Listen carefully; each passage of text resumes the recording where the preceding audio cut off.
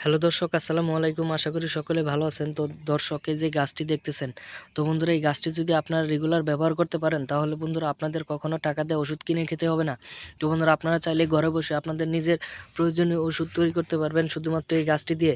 তো বন্ধুরা এই গাছটি কিন্তু খুবই কার্যকারী। তো বন্ধুরা এই গাছটি কিন্তু আপনারা চাইলেই আপনাদের বাড়ির আশপাশ থেকে এই গাছগুলো সংরক্ষিত করতে পারবেন।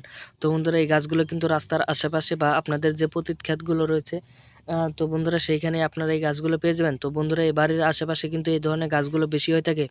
তো বন্ধুরা এই গাছগুলো কি কাজে লাগে, তো আমি এই ভিডিওতে আপনাদের বলে দিচ্ছি।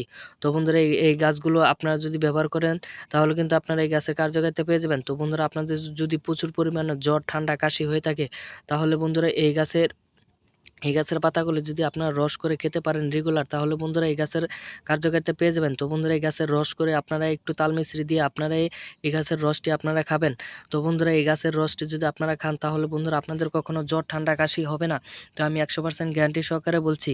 তো বন্ধুরা এই গাছগুলো আপনারা খুবই সচরাচর এই গাছগুলো হয়ে থাকে। তো বন্ধুরা হয়তো আগে এই ধরনের গাছগুলো দিয়ে আপনারা কোনো কার্যকারিতা পাননি বলে এই গাছগুলো ব্যবহার করেননি।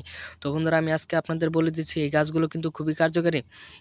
তো বন্ধুরা এই গাছটির সাথে আজকে আমি আপনাদের পরিচয় করে দিচ্ছি। বন্ধুরা এই গাছটির নাম হচ্ছে বনতুলসী গাছ। তো বন্ধুরা এই বনতুলসী গাছটি কিন্তু খুবই কার্যকারী। তো বন্ধুরা আমাদের ভিডিওগুলো যদি আপনাদের ভালো লেগে থাকে, তাহলে অবশ্যই আমাদের ভিডিওটিতে একটি লাইক করে দিবেন। ধন্যবাদ সকলকে। আসসালামু আলাইকুম।